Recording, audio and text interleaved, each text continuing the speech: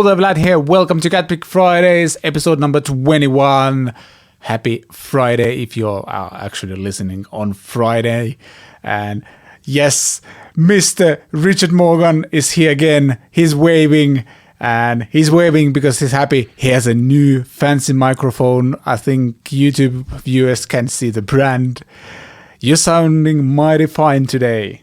So. I could cup the mic, which would, on the one hand, block the brand, but also piss off all the vocal production people in Glenfricka. So, your choice. But exactly. Yeah, this will surely improve the audio quality of the podcast. Let's put it that way. So you went right there, like it. Well, yeah, it's not like my microphone doesn't say what brand it is, so I guess it makes sense. What can I say? Yeah, I'm a it pun sounds machine. really, really good. This is the level of dedication we have. We invest some money in microphones. Fancy that. Now, that's madness. We've invested in CatPick Fridays. I know, and it's like purely for CatPick Fridays. We asked for a special edition that will explode if Rich is trying to use it for anything else but CatPick Fridays. Yeah, there's like a special algorithm hidden within that microphone. There's a lot of special stuff hidden inside this microphone, actually. So I've actually got to learn how to use it properly. But hopefully this sounds better for everybody watching and listening than the previous weeks. I'm excited to maybe get some feedback. Guys, tell me, how rich and deep does my voice sound in comparison to normal? Oh, so many puns in here. By the way, for those who are listening to the episode, Rich has the Shure not SM. I have the SM7B, and what he has is the Shure MV7, which is the newer version of that microphone with some like digital fancy stuff. For example, like built-in compressor and limiter and all kind of cool things. And based on the comparisons we've seen, they sound pretty close to each other, but there's some, like, as I mentioned, some like digital wizardry happening in that microphone. Plus, it's actually way cheaper than a classic SM7B, so that's really cool. Yeah, I think Shure themselves are saying, like, if you want that classic thing, if you want the SM7B, you should buy that. But the MV7 is being kind of marketed towards people who might not be audio experts, people like podcasters, streamers, people who do Twitch, people who do YouTube, people who talk, people who make content, whatever. Today's modern person who is not a sound engineer, who might also have a room like me where there's a lot of echoes, where it's noisy. And this is a dynamic microphone, but it's supposed to cut out absolutely everything which is not being spoken directly into it. So in that way, it's supposed to be very directional. And yeah, Shure themselves, like I said, don't compare it directly to an SM7B, but for the price you pay, it's supposed to be very, very good indeed. And so far, so good, I think. Yeah, definitely. And like what I love about my SM7B is the fact that you kind of need to crank the gain on your preamp quite a lot. This is turning into microphone talk, but why not? Let's educate people about microphones a bit. The SM7B is partially a classic because it's not as sensitive as some other microphones, so you basically need to crank the gain a little bit on your preamp. But the good thing is, as Rich mentioned, that, for example, like there's the lawnmower going on outside, and I'm pretty sure you cannot actually hear it. And like it's actually like right outside the window right now, but you probably won't be able to hear it because this microphone kind of captures everything that's happening close to the microphone, but not like it very rarely picks up like roof reflections or anything like that. And then there's also this kind of depth in the sound because it has like a large capsule and stuff like that. And there's a reason why so many people use these on podcasts as well. And Shure making that MV7 thing, which is way more affordable, and you can basically like run a USB cable into your computer from it. That's pretty cool.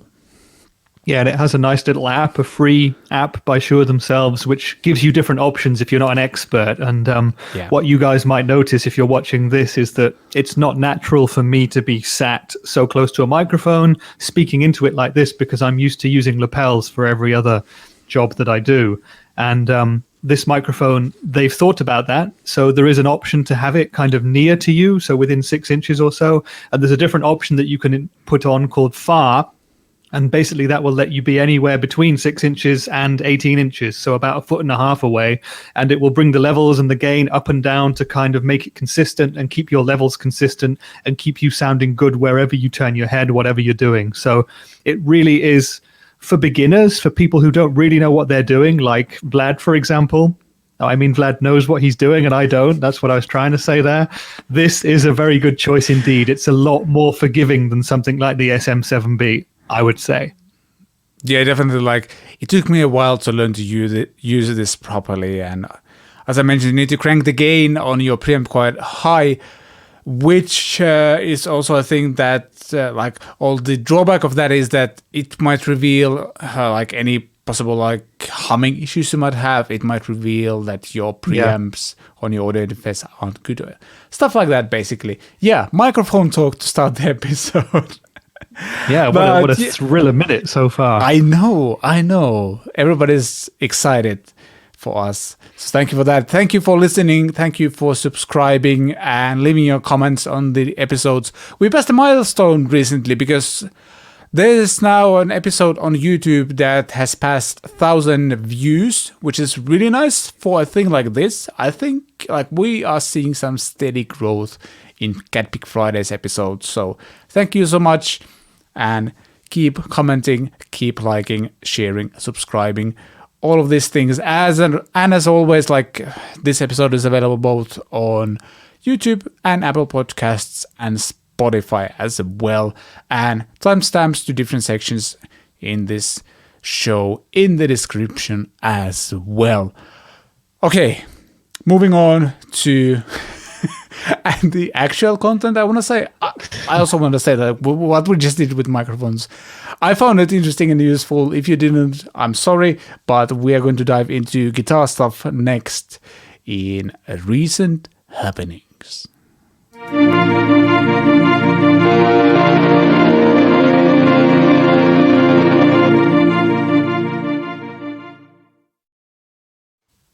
So the first recent happening is something that you might have heard already about, but there's basically two companies in the world that both make boutique pedals. One is called Revival Electric and the other one is called Origin Effects. And there's a bit of dispute thing going on between the two because Origin Effects, which is based in the UK, have tried to, They have tried to trademark, I think, Revival Drive name. Yeah, they have tried to trademark Revival Drive pedal name in US, where the Revival Effect Electric is based on. I'm messing up the electrics and revivals here and there, but yeah, that's what's going on. And basically, recent or like one of the most recent events or like updates on the story have been that, first of all, Revival Electric posted their version of the story and claiming that basically Origin Effects have been like pressuring Revival Electric for a while now, legally as well. And even though Origin Effects got like a negative response from the patent office in US, something like that, not patent office, but like a trademark. Basically, trademark was whatever it's called. Yeah, refuted. Basically, like they didn't get a trademark, but the story doesn't end there.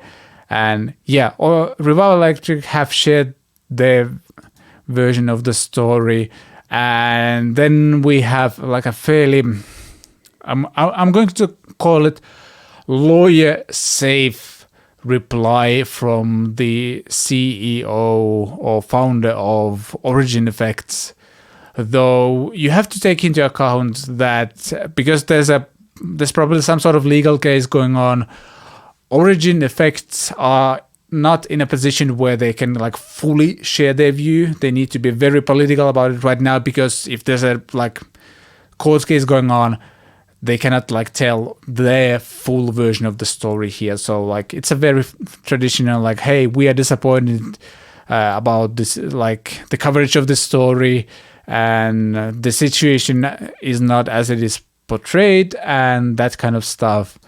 And I've seen fairly strong emotions about this case online, and I think Rich, you have seen that too as well.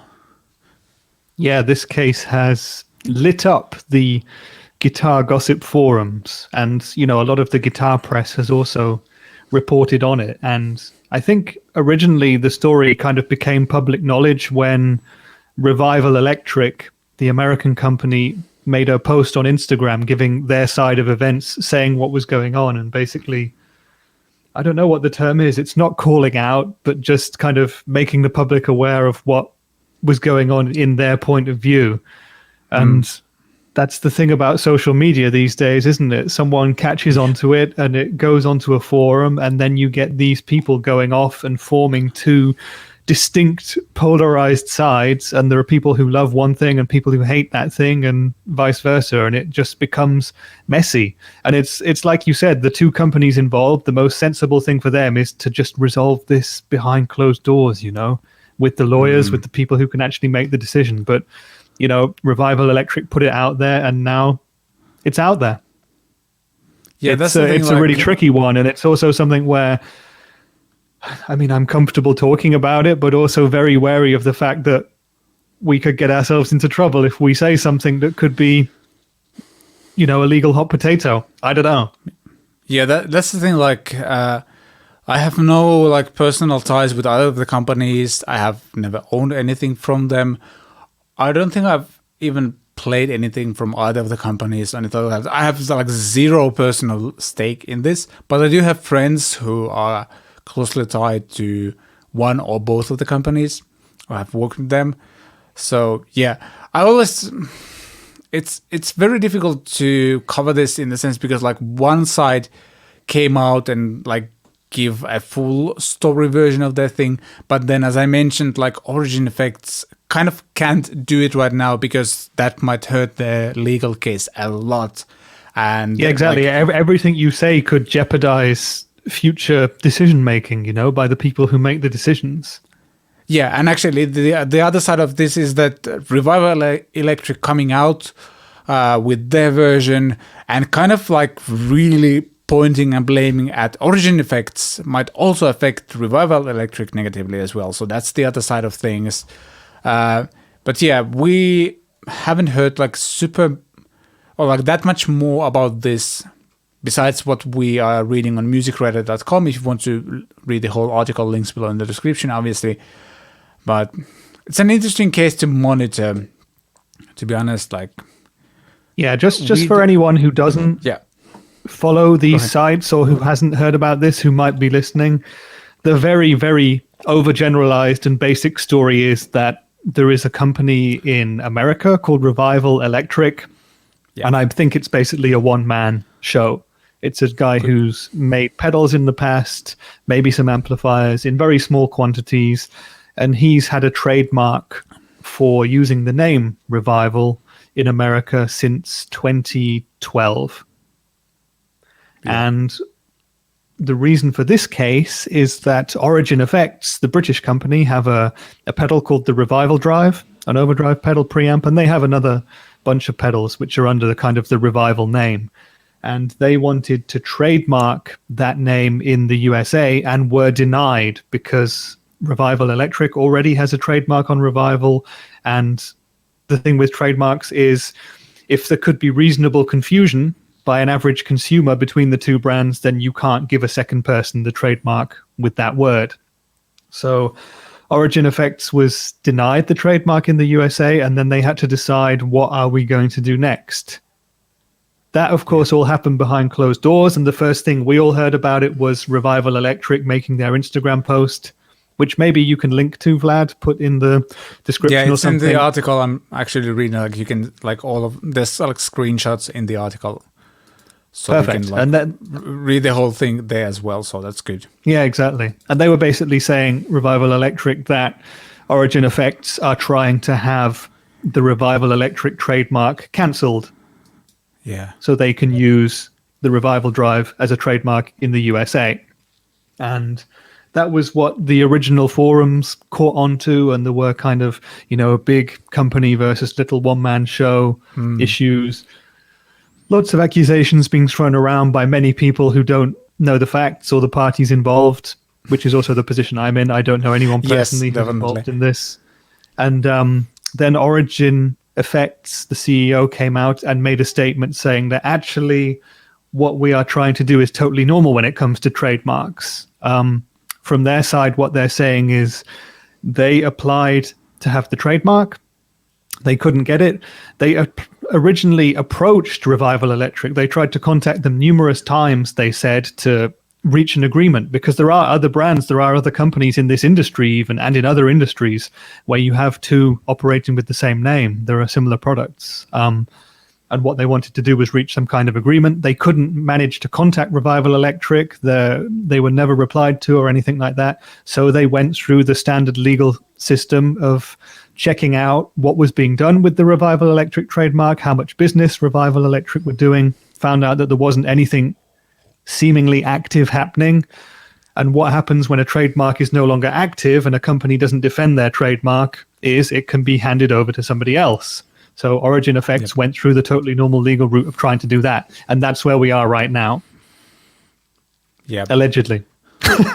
Exactly. That's the thing. Like, until there's if this goes to court and like there will be a court case, until that we can only speculate and guesstimate and all of those things. But an interesting story to monitor because, yes, there's the one thing for me.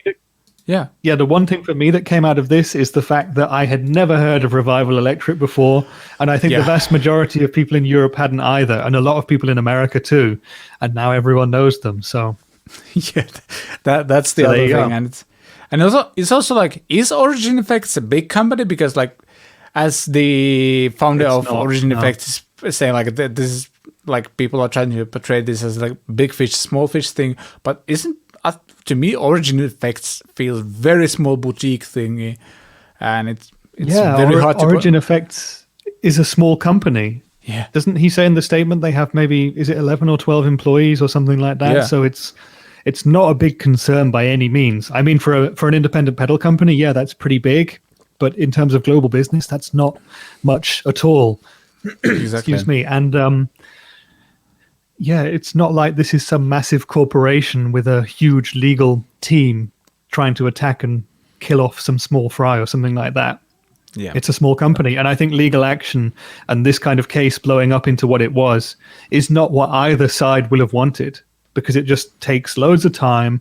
It costs you loads of money. And if you lose, you're going to be in trouble.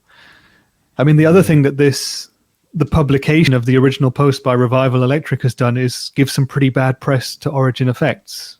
Yep, that's true as well. A lot of people came out against Origin Effects straight away before they'd heard the facts. You know, it's that jumping to conclusions thing that many of us like to do since the advent of social media. Most likely before that as well, but yes, now everybody's very public about it at least, so... Yeah, we'll be monitoring the situation, and this is kind of all we can say about it because we, as I mentioned, we are not that familiar with either of the companies or are associated with either of the companies either. So, yeah, interesting case to monitor. But moving on to next thing, Boss is releasing the HM-2, and look at that beauty. It's wow. It's black. It's black.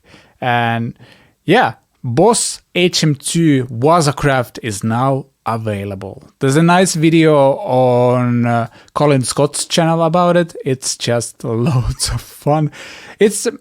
I'm going to say it's like a one sound thing, but that sound has been very, very legendary in some like metal communities, I guess. Bands like Dismember and Entombed are famous for using that thing, and it's a very distinct sound. Like this, I think chainsaw is exactly the kind of word to describe that sound. As someone who has used a chainsaw a lot, I think that's the sound. It's funny because I've never used either. I've never used a chainsaw, and I've never used an HM-2 either. But I always associate chainsaws with unpleasant noises and severe bodily injuries. So hopefully the HM-2 is more pleasant on the ear. I think chainsaw and chainsaw sounds and a band called Dismember is it all ties in together or doesn't tie in together. I don't know, something like that. I mean, I love the fact that Boss is putting out all of these kind of reissues, I guess, but not really reissues because they're also like improving those pedals a bit, like higher noise floor and stuff like that.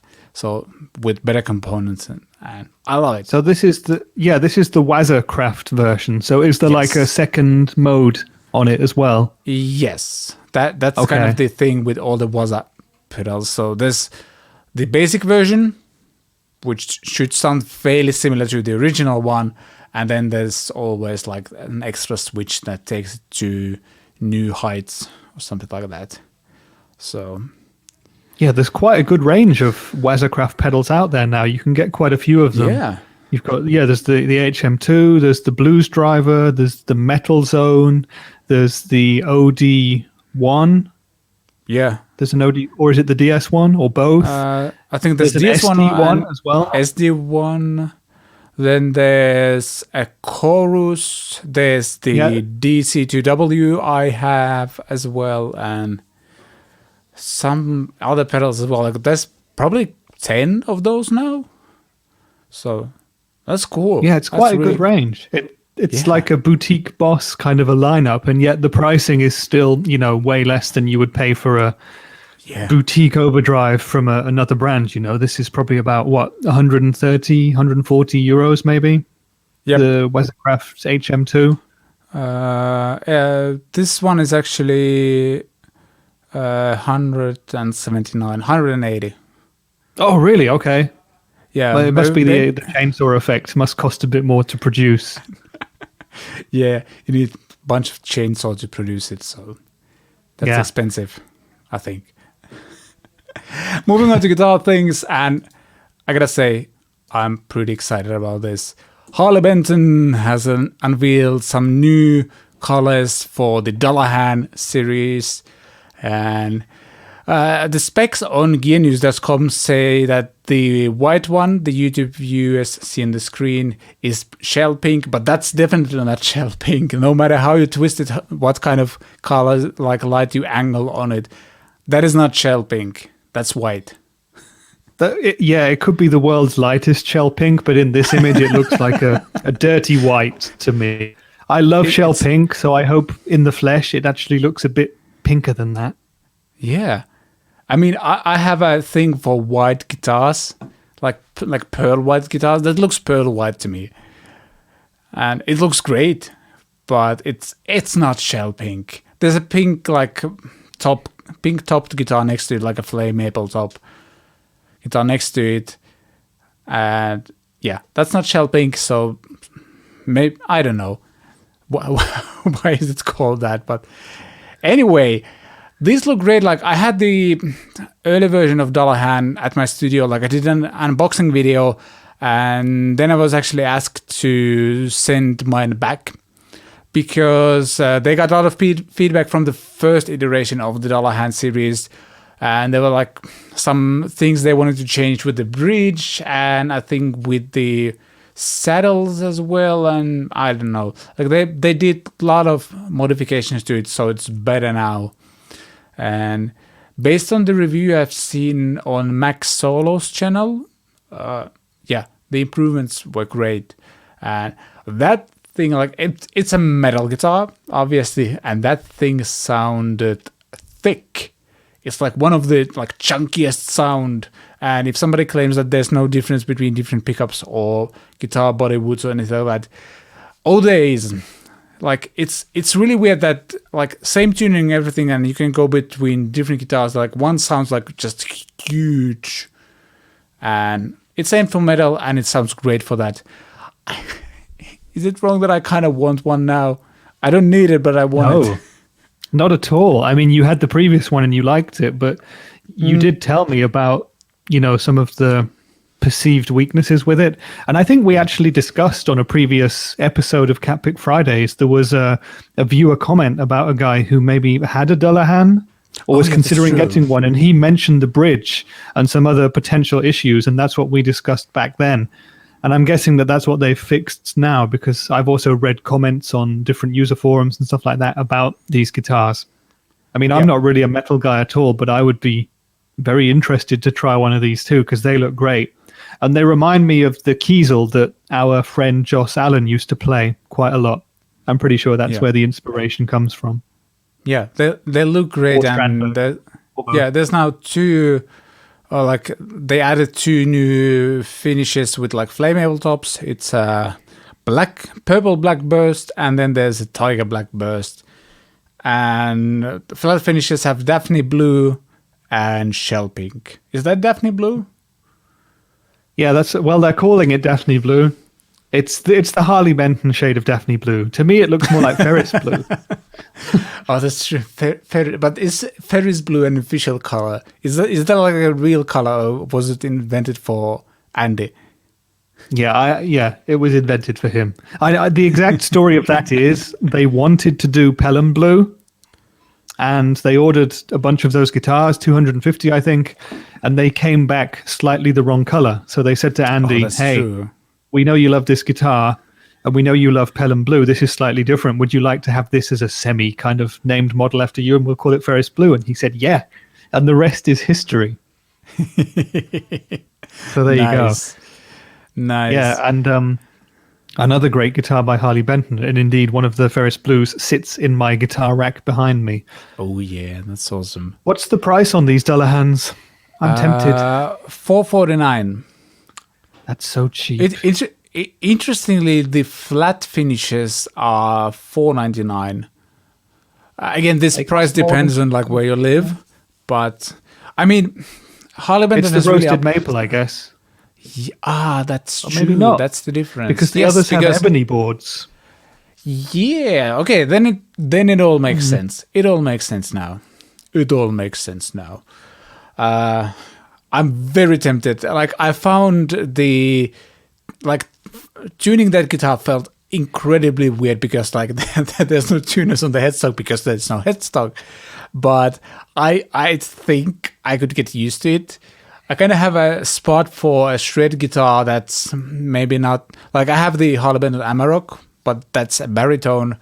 I have a spot for a guitar that's like standard scale, like 25.5 inches, and 24 frets, doing all those wibbly wobbly things without the tremolo, because then I could drop it. I would probably tune it to standard D and then have the ability to go drop C to play all the metalcore songs nobody wants to hear anymore. But I want to play them. So yeah, excited about this. Moving on to the next one, which is called, help me out, how on earth do you pronounce this? Harley Benton Aeolus something? Aeolus. My tongue just doesn't twist to those words. These kind of semi-hollow single-cut Harley Bentons with some premium features, according to GameNews.com. These look great. Like, kind of less Polish shape, dot inlays, semi-hollow. Really, really cool. There's two different finishes. There's like a sunbursty one or like a tobacco burst. Well, they're calling it glossy Bengal flame finish. Glossy Bengal flame. Yes, and then there's a Harley Benton Aeolus frost flame. Frost flame. Well, I guess that's a frost flame. It looks like a flat finish. And arch tops, it seems. Yeah. I love the look of these. Yeah. And I think on the website where we saw the news story, it refers to them as being like a mashup of a Les Paul and a 335. Nice. And that's kind of what they look like. It's like, if you're just listening to this and can't see it, it is a Les Paul body shape, slightly thicker by the look of it, with two F-holes on the front. And it looks to be, is it a completely hollow body or a semi-hollow? Semi-hollow. So there's most likely like a center block. Yeah. Yeah, so there's a center block, two humbuckers, and what's that neck made of? That's definitely not rosewood or ebony. Is it roasted maple or something? Roasted maple, according to the specs. Roasted maple, a single volume, single tone control, and I think the pickups, the humbuckers, are both splittable. Yeah. with a push-pull knob on the tone control. Yeah. 3-way selector switch. The pickups are Tesla brand, so invented by Elon Musk especially for this guitar. They're solar powered, so this guitar doesn't need plugging in at all. This kind of crazy. That's that they not have true, by the way. At least it's probably yeah, not that's true. true. Like the Tesla pickups, I'm actually familiar with that brand from like almost 15 years ago. I was fairly active, or like very active, on a Finnish musician forum, and especially on the guitar section. And people were like, somebody found this company that made Tesla pickups, and we would like bulk order those pickups as a group on those forums from China. So yeah, bunch of people have had the Tesla pickups, and they were good back then. And that's are they cheap pickups? I wonder why these are in the guitars instead of Roswell or Wilkinson. I wonder what the deal is there. Yeah, maybe my guess would be like they wanted to go with special pickups for these guitars, and like as you know, with affordable brands, like the way you save money is to produce a lot of the same thing, which saves you money. So maybe like redoing like some sort of pickup wiring station or something like that ended up being more expensive than just ordering these from Tesla. Is this an original design by Harley Benton, would you say, or is this paying homage to something else? I mean, I've seen Les Pauls before with F-holes, semi-hollows. I remember Rob Chapman had one for a while, which was very, very cool. But that's a very rare thing for Gibson to do. And this looks like it might be Harley Benton trying to do their own thing a little bit. Again, maybe people watching and listening can tell us, is there a guitar model that this is based on specifically? Yeah, I mean, they definitely took like liberties here and there. Like to me, it looks a bit more original, and like thing is, it's a set neck, but there's a freaking cool cutout there as well. Like you have high fret access on a semi-hollow guitar. That's very interesting.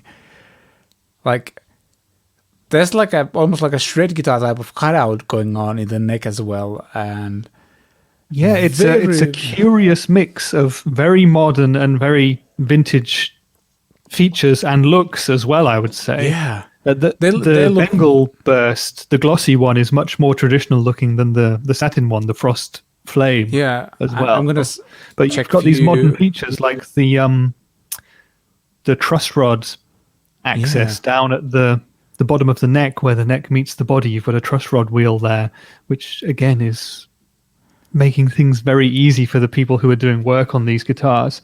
And on that cutaway, you've got a lot of access there, and there's also like a cut within the cutaway on the body to make it even easier, a smooth curve there. Yeah. These are very beautiful. These I'm even more interested in than the Dullahans. Yeah, also like shout out to whoever took the photos of these, because they look fantastic on the Harley Benton website as well, or like on the Thomann website. And yeah, really cool. I kind of want to try out this as well. Like I have no need for such guitar, but it hasn't stopped anyone ever. No, exactly. I'm really interested to try one of these too. In fact, I want this more than the Dullahan. I'm not surprised, but yeah. No, I guess you wouldn't. Not surprised, but this is kind of disappointed. I don't know. Guitar. This would be a unique guitar in pretty much anyone's collection, I think. Oh yeah, definitely. That's what's cool about this one. Yeah, looks great. Again, links below in the description, or in the description if you're listening to the show. Check those photos out. These look really, really great. And let's move on to a company or friend of ours, or friend of mine at least. We're talking about KMA Tyler Deluxe. They came out with a pedal. Come on, there you go. There's the correct picture. They came out with Tyler Deluxe, which is basically a frequency splitter. And it's one of those things that doesn't sound that exciting at first. Like, why would I need a frequency splitter? Until you watch a couple of videos of people who know what they're doing and demonstrating how you can use this thing. And suddenly you go, oh boy, I want one. Like that was my, like, even before the deluxe version, there's a video on my channel where we go through a bunch of KMA Audio Machine pedals at 42 Gear Street. And Enrico basically just demonstrated, hey, this is what you can do. You can like send the bass frequencies to the fuzz and then like route it back and add some delay on the top on like the higher frequencies. And when you blend it all together with a blend knob in the middle, like you can create all these crazy, amazing tones. And I don't know, I have a soft spot for KMA stuff. They look great. I love the graphics, and they also like different. They definitely stand out, and I'm excited about this thing. It looks awesome. It does look amazing. But so tell me, what does a frequency splitter actually do? Why would I use one? What would I get out of using it? So, for example, what you could do is, let's say, well, let's go with the fuzz thing. For example, like you can send sending your guitar signal into that thing, and then you're taking X amount of like higher frequencies of your guitar sound and send them, let's say, to a chorus pedal. So like your higher frequencies are like chorus modulated, and then you can send the lower frequencies of your guitar sound into maybe even an octave pedal and like add an octave below as well, and also add a fuzz to it, and then you bring both of those affected sounds back, and then you can mix them in a way where you would have like this modulated top end clarity going on, and then you would have this fuzzy octave affected low end on the guitar, and that could be an amazing sound. And doing it that way will most likely result in way much more clarity in your tone compared to just like doing all of that as like a linear signal chain. And this is also like a very common mixing technique as well. Like when you're doing bass guitar, you would like usually bass guitar players record like in split, basically like maybe a DI sound and then like heavily affected one or distorted one. And when you blend those together, you kind of get the benefit of the distorted sound, but the clarity of the clean sound as well. And this is also what you can do with this. And I'm guessing this thing has even more options than what I just described. But yeah,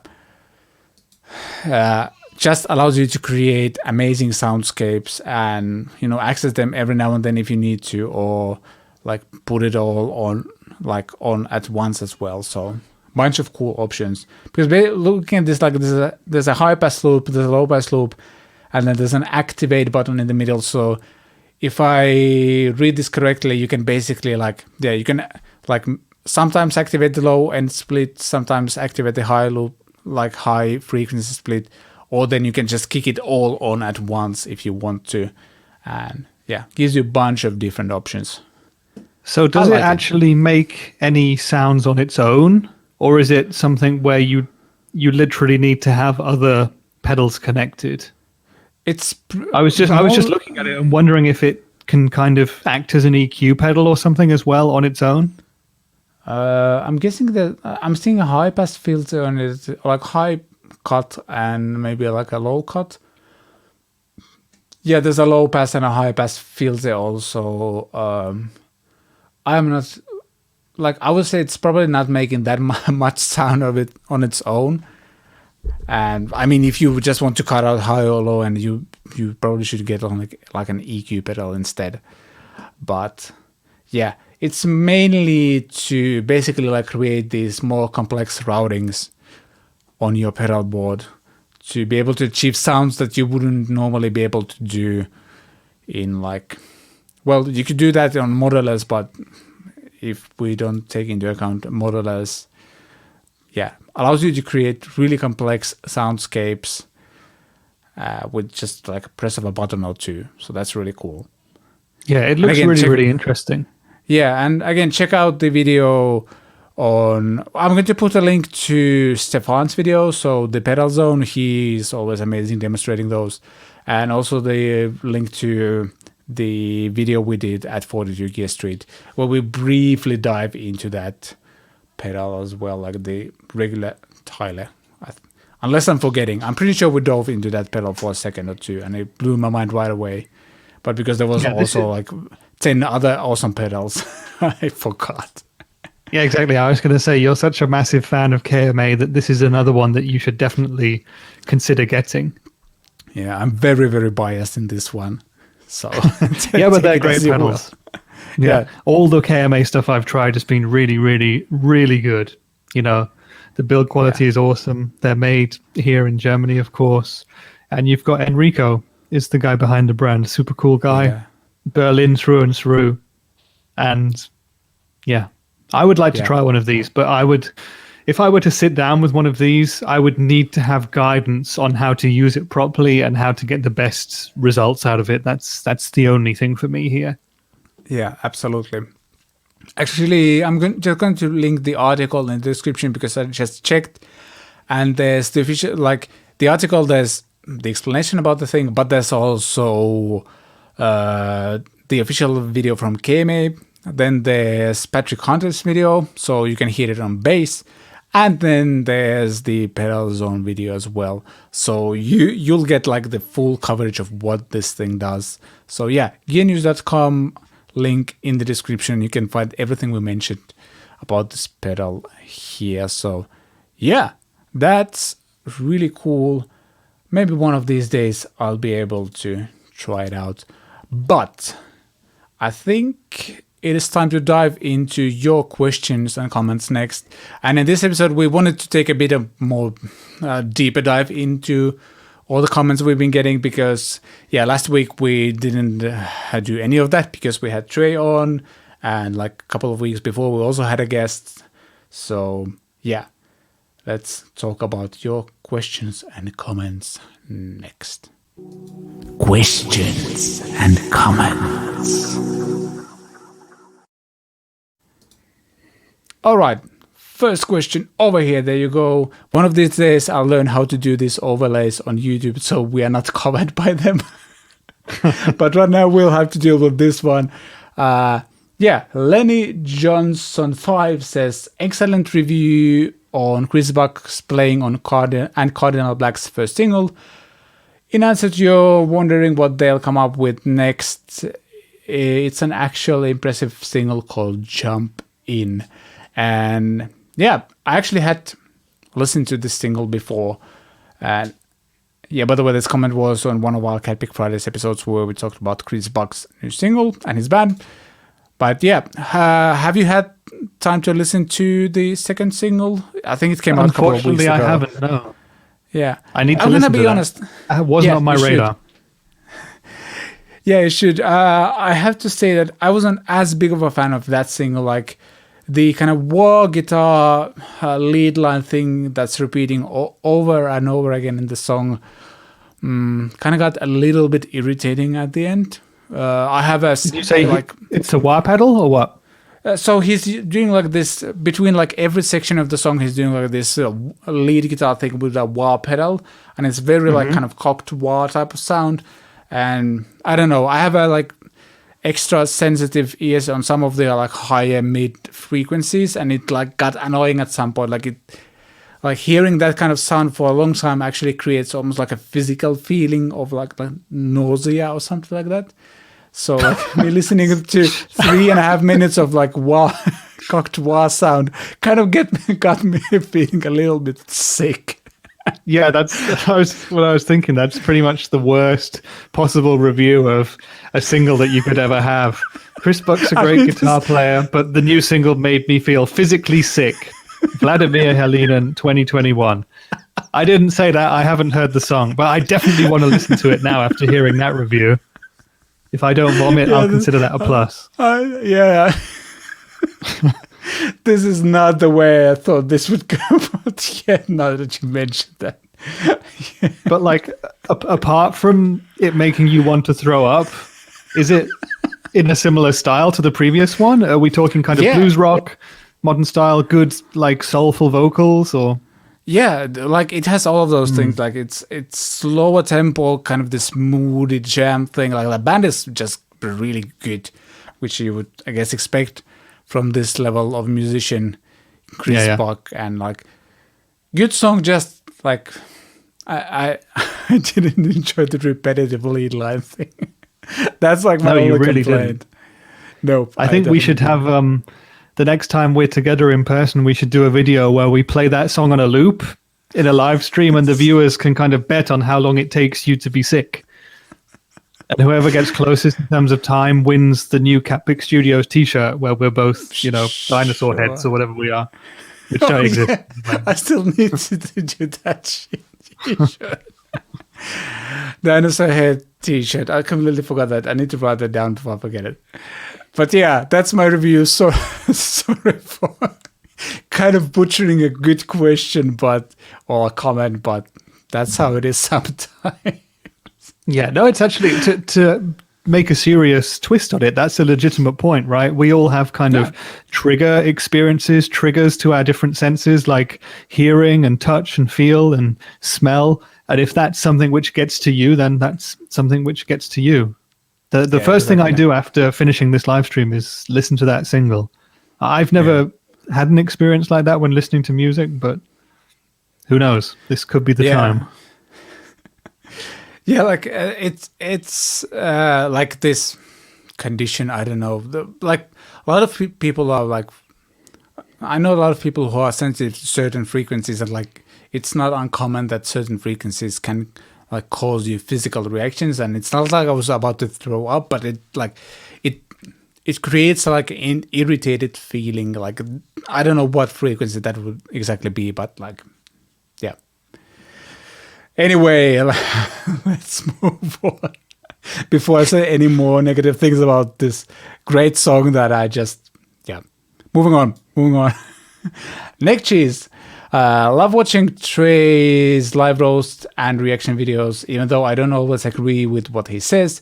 Even though I've never submitted anything for judging, I do try to hear his voice in the back of my head when putting songs together. Also, can't wait for that gong. So next year is talking about the Trey Xavier interview we had last week? I'm losing track of time. Last week, I think. Yeah, last week. Yes. And yeah, Trey is doing his live roasting thing every Friday for, I don't know, 9-10 hours, something completely insane.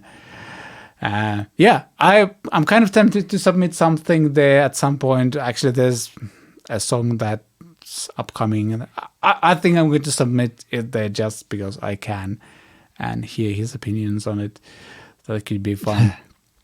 I think we should show that comment to Trey, by the way, because that's true. I think, I don't know, but if I was Trey and if I received a comment from a songwriter saying, I've never submitted anything to your show, but whenever I write a song, I've got your voice in the back of my head, and I'm kind of wondering, you're kind of guiding me as to what's good and what's not. That says a lot about how important Trey is as a songwriting impact figure for Mr. Neck Cheese.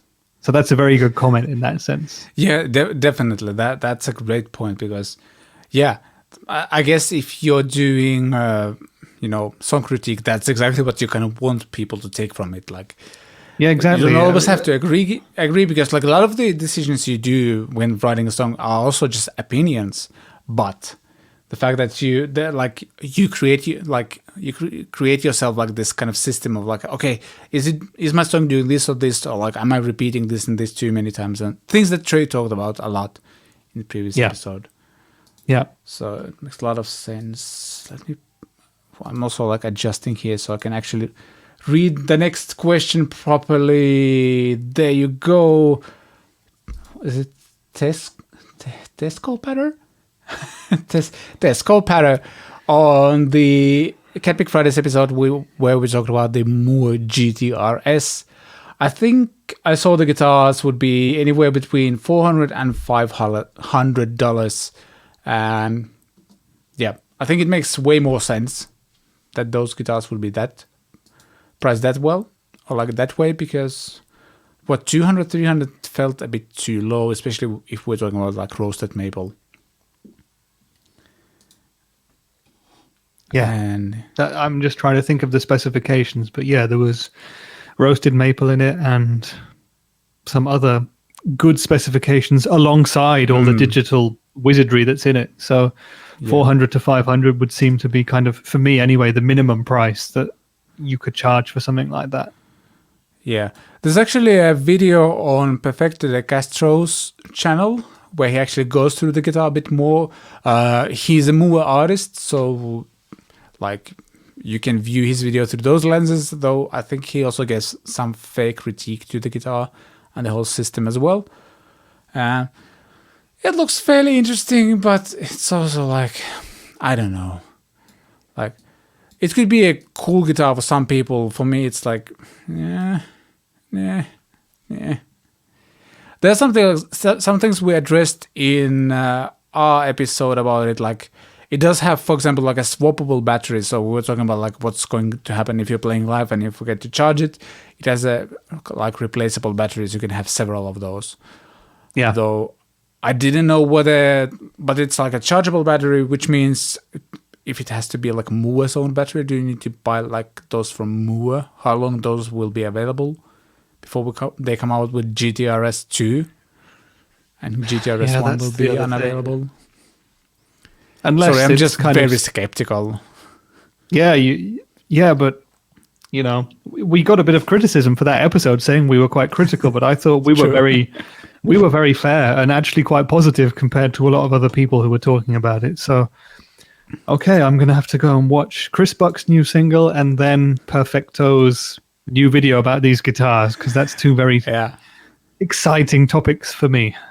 Maybe I should watch the Moore thing first, so I'm not kind of wiping sick out of my mouth as I get to the second video. Oh, come on. I'm going to stop making jokes about sick now. Yeah, I'm going to hear about this for like up next 5 months or so, which I think I kind of deserve it. So the next question is from. This is going to cover all of our faces for a while. Beautiful. This guy wanted us to answer his question so passionately that he posted. Well done, Rich. That looks great on YouTube. Just think if I could get my eyes. Yeah, he wanted us to answer this question so badly that he posted the same question on several CatPick Fridays episodes, and I replied to, hey, we are actually going to address this because I think that was a good question. So, first of all, sorry for butchering your name. Most likely Prasanna Sayami, maybe, something like that. Sorry, maybe it's pronounced completely differently, but we'll go with that. So, yeah, I'm going to read this. Hello, I am about to begin my electric guitar journey on a limited budget. I don't have an audio interface or studio monitors. I have an Audio Technica ATH-M50X headphones, but it gets uncomfortable after putting on for a few hours. Which of these options would you recommend for low volume house, mostly jamming along backing tracks and recording over them? Option A, Boss Katana 100 Mark II, foot controller and a loop pedal, maybe an aux cable. And option 2, Line 6 HX Stomp, budget studio monitors. Is extra 200 really worth for my purpose, or is the Katana good enough? And then he also like broke it down to a bunch of questions. But before we move on to those questions, what's your like initial reaction to it? Which one would you recommend? Have you even tried either of these? Yes, I've tried. Yeah, I don't have much experience with the Helix. I don't have massive amounts of experience with the Katana, but yeah, I need to answer this in context with the other questions. But if someone just came to me and said, should I get the Katana or should I get the Helix Stomp, I would also want to know what else they have in their rig. But if this viewer is totally coming from fresh, my recommendation at first would probably be to try them both, definitely. And I would imagine myself going with a Katana as a first person purchase, because it feels like that's a real amp, you know? Yeah.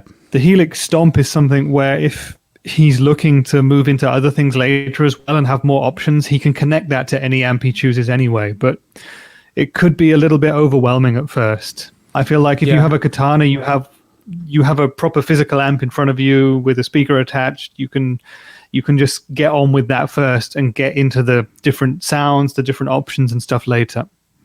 That's what I would do. Yeah, I'm slightly leaning towards the Katana, mainly because HX Stomp, even for me, who's been playing guitar for 20 years, it still feels a bit overwhelming. There's just so many different options for that. Like just the amps and pedals and everything, and like Katana has that too, but at its core, like with HX Stomp, you immediately need to dive into presets and tweaking the presets and all of that. With Katana, you have the physical controls that already give you so many sounds, and because Mark II also, like, I think it has 5. Where's my Katana? It's somewhere over there, acting as a speaker for my drums right now. It has like 5 or 6 different amp models, and then 2 versions of each already. So you get like 10 different sounds just from the control panel, and that could take you very, very far into the future. And you can also apply the effects from the control panel, and then when you want to, you can just grab an USB cable, go into your audio interface, and you have a full-fledged studio as well. It's more simple. Like I'd say, like if you're just beginning your electric guitar journey, it's cheaper, as he just mentioned here, he or she mentioned here, and also like, yeah, it's more approachable. I wouldn't recommend HX Stomp as a first thing you get when you're beginning your guitar journey, though I would also say like maybe sound-wise or like amp modeling-wise, it's a bit better, but not like by a long mile. You can learn to tweak both to get great sounds.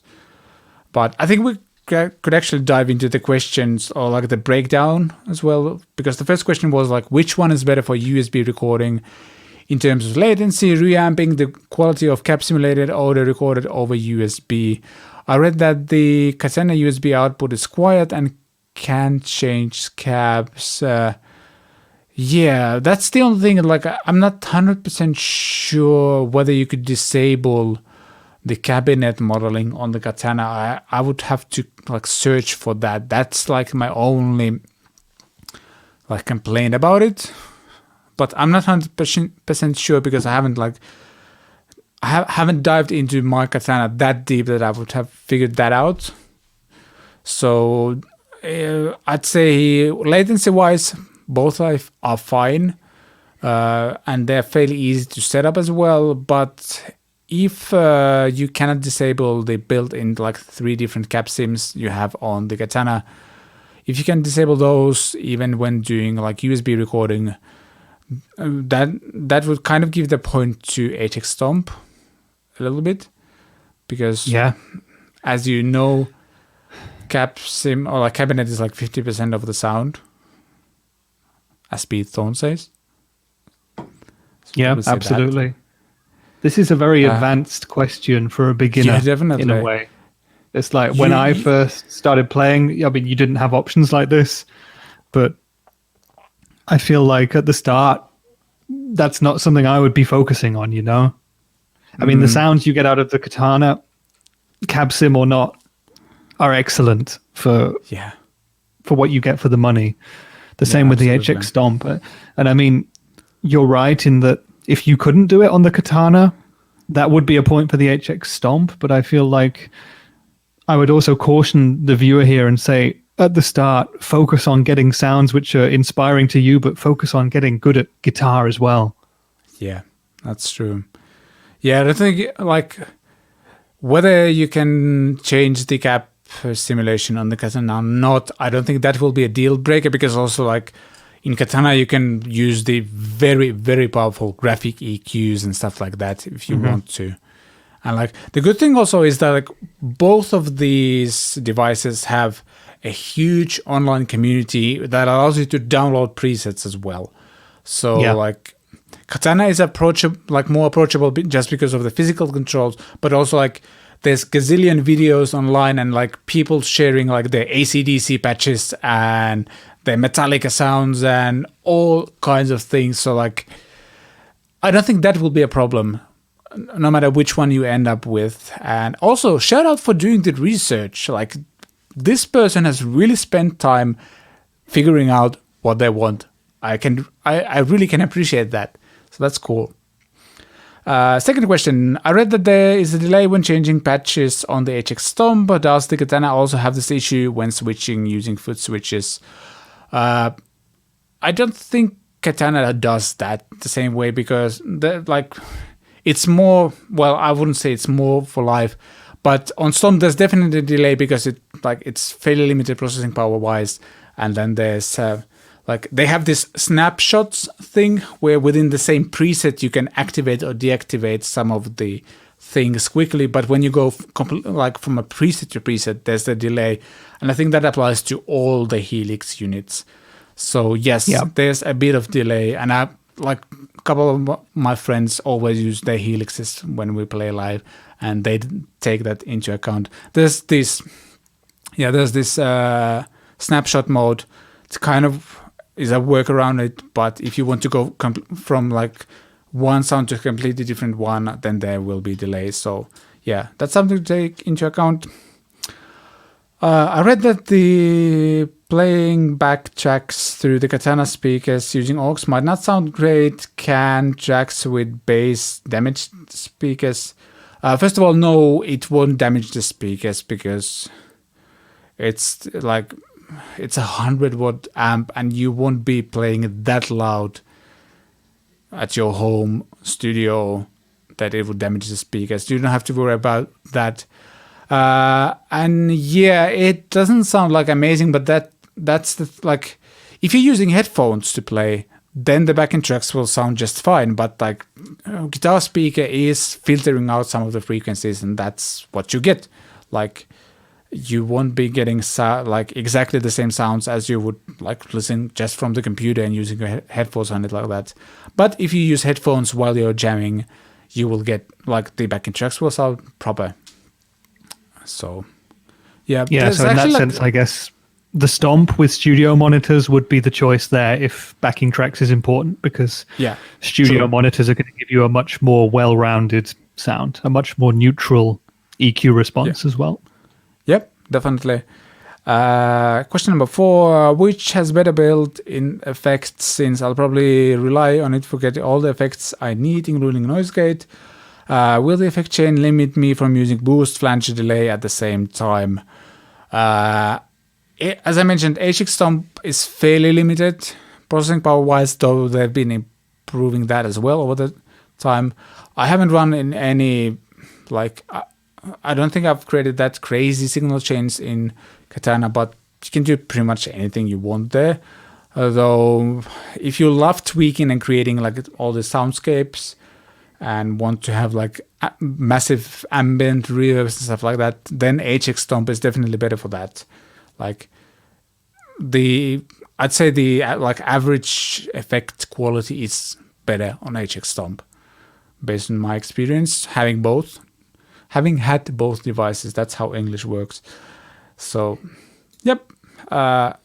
If you want better effects quality, then it's HX Stomp, but you'll be more than happy with what's on the Katana as well.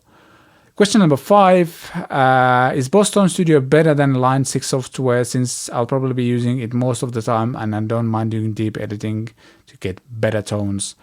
I prefer the Boss Tone Studio just because the software you get, or whatever the Line 6 software is called, HX Edit, it's pretty bad. User interface design wise, it's pretty awful, to be honest. And something I mentioned in my HX Stomp review, Line 6 doesn't seem to care.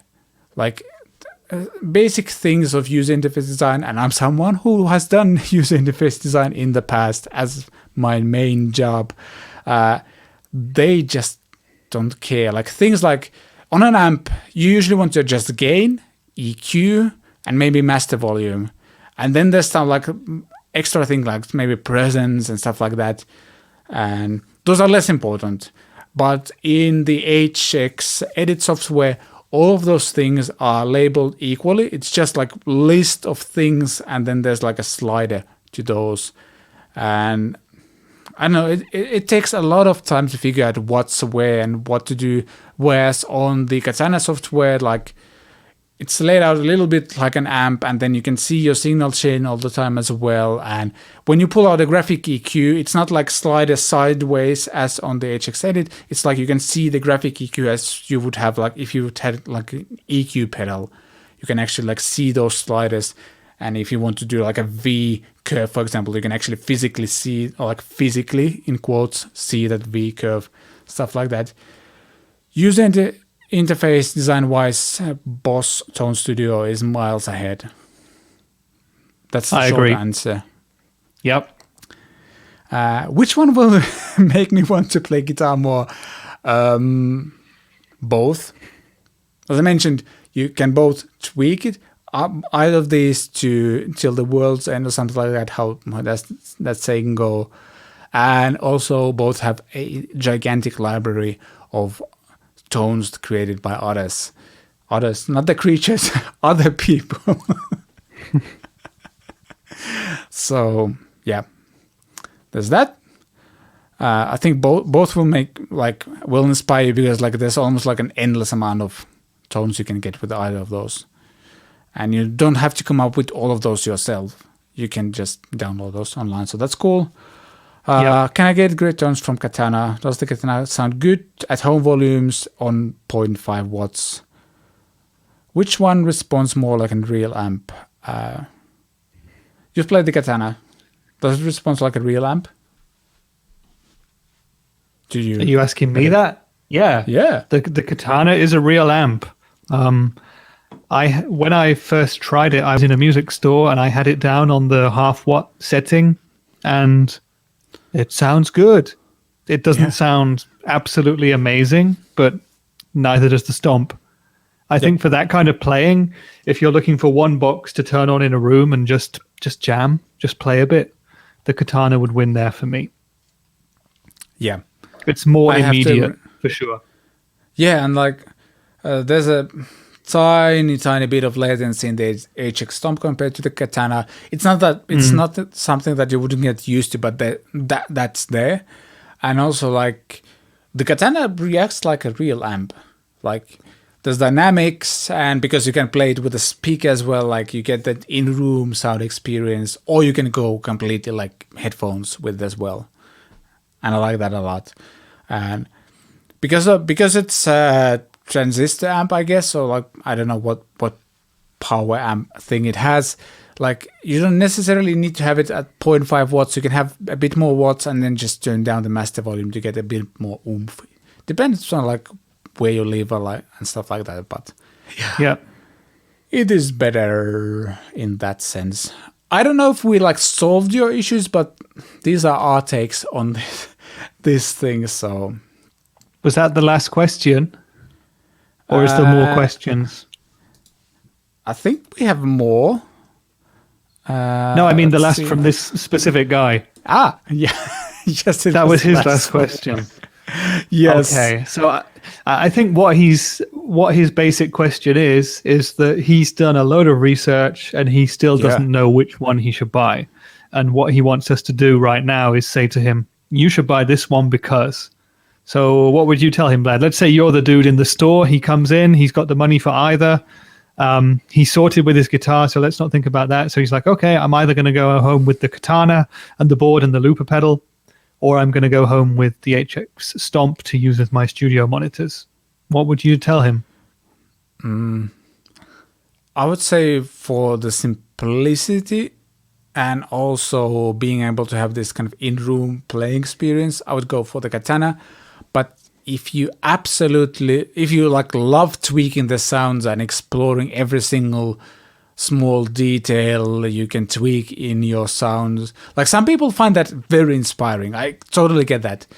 If you're one of those people, then the HX Stomp might be for you. It has slightly better amp modeling and better effects, but it's also more limited in some ways.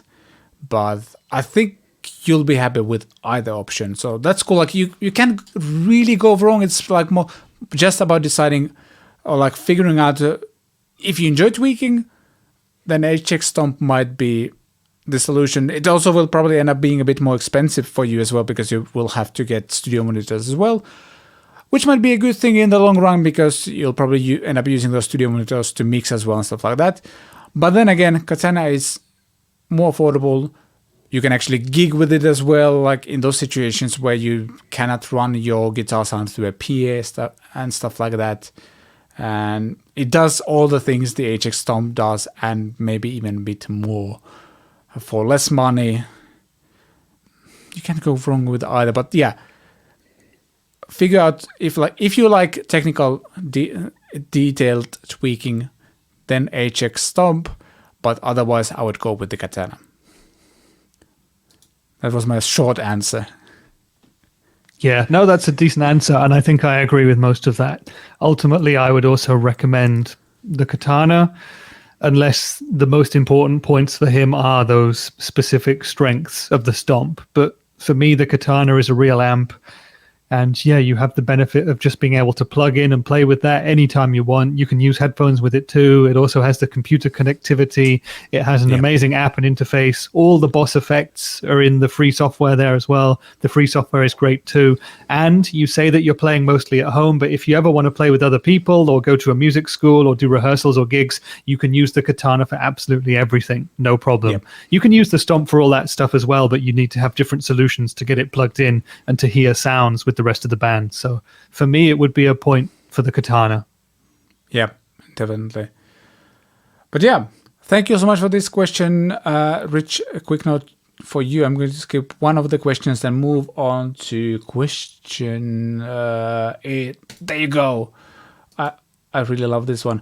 Highland Park guitar lessons on legato basics with Tom Quayle video from 42 Key Street. This video has helped so many of my students. Just reading this comment made me happy. Like, it was a very impulse thing we did with Tom Quayle when I was at 42 Key Street in 2019. And yeah, it's just like, hey, Tom, want to do a video together? Let's do some legato basics because I don't know any legato. Please teach me. And it was like, we just sat him down for 10 minutes and he blew my mind in that time. And like, if it has actually helped a lot of your students, that's freaking amazing. That's like one of the best things my videos could do, I guess, or one of the coolest things I can achieve with my videos. I just unplugged my headphones while talking. Well done, me. And I'm back. I can hear myself and Rich as well. Well done, me. Yeah, thank you. That's really cool. Yeah, that's a great comment. Smiling. That's similar to that comment from the songwriting guy about Trey, Oh, that's it's true. like this extra value that you guys are bringing these people. So, yeah, and I mean, if we can help, or if you can help more people get inspired to learn guitar and get better at it, then that's awesome. Well done. 2 thumbs up. 2 thumbs up. Yes, exactly. Moving on to the last question, or more specifically comment from Mr. Poo Ninja. Cat tracks. Ooh, Dimension C. Yes. Stereo is cool and wide, but wet is frigging incredible. Wow, that's a hard word to pronounce for me. Maybe not so easy to capture on tape, but ooh, that massive in the room white thickness. Please don't tease me. I just mentioned in the how to get a perfect guitar tone for synthwave video I just released a few days ago. I mentioned that the Dimension C pedal from Boss kind of ruined mono guitar for me. Everything just sounds so much better in stereo. And now he wants me to do wet rigs already. No. I'll have to get more amps and more speakers and 5.1 surround system in the office or something like that. I've gone on a dark path here. It never ends. You've opened Pandora's box there. Oh, definitely. Yeah, Wet Dry Wet sounds amazing. If you're there in the room, it just sounds so huge. But, it's not that realistic anymore, is it, for people to be using that kind of a rig, sadly. I mean, you can do that with a lot of the modeling units, but still, it's like... I kind of want to try it out, although, especially paired it with that frequency splitter we talked about earlier. That could be loads of fun. Oh boy. Yeah, sounds like a dark path for me to travel. It just never ends, because once you go to wet rigs, I'm sure there's a next step after that as well, and just where does it end? That's the problem with that. Exactly. Yep. Exactly. But yeah, thank you everyone for submitting your questions and comments. And if you want to be featured in the next episode, leave a cool question or topic idea below.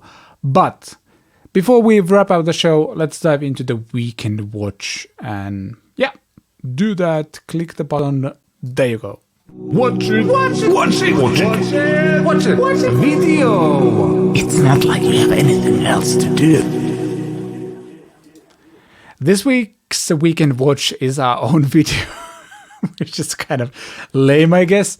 But I think you guys are missing out by not watching the video we did with Trey last week. There's so many good things we covered about songwriting and just music in general in that episode. Go check it out. It's a long watch. We went for 2.5 hours, I think, something like that. And it was pretty long. Yeah, about 2.5. Yeah, but and it could have gone on much longer. It's true. That's true. But yeah, like we covered so many different aspects of songwriting and like, yeah, go check it out. You won't regret it. I promise you. Like if you're in any way interested in songwriting or have written some songs or just want to like maybe get started doing that, yeah, check it out. Links below in the description for that as well. Yeah, Trey absolutely knows his stuff. Maybe we should actually go through that again and make some timestamp chapters. It could be the fact that episode is, 2.5 hours long that is putting people off watching it because they're like, oh, I don't have that much time. But if there are some specific sections that we can find that we can pull out for people and give them the time that they need to go to see that. I have actually done that. That could help it. Oh. Yeah, good. It's there. I did rewatch the whole damn thing and wow, that's dedication. I know. I'm so dedicated. Perfect indeed. But yeah, thank you. So there's no excuse not to watch it anymore. Exactly. No excuses here. So yeah, do it. And yeah, thank you, Rich, for joining again. You sound amazing now. Not that you sounded that bad before. Wow, I'm really losing it today. I'm so ready for my summer break that's coming up in a couple of weeks. I think we might have one more normal show next week. I'm not actually sure about that. But then CatPick Fridays is heading for a summer holiday, though it doesn't mean that you will be left out without your weekly dose of CatPick Fridays awesomeness. We just have something different and special in store for those weeks.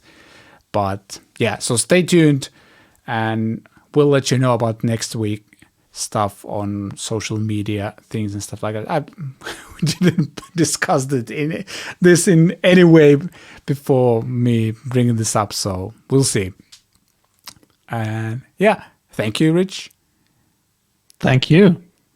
And as has become this thing has become our signature, very lame way to end the podcast. Bye podcast. Bye podcast. In my new deep voice. Bye podcast. Bye podcast. Can you buy a podcast? I think you can. You should buy a podcast. You should buy our podcast. Because we need the money.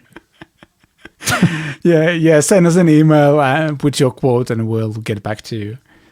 Yeah. Thank you. Bye-bye.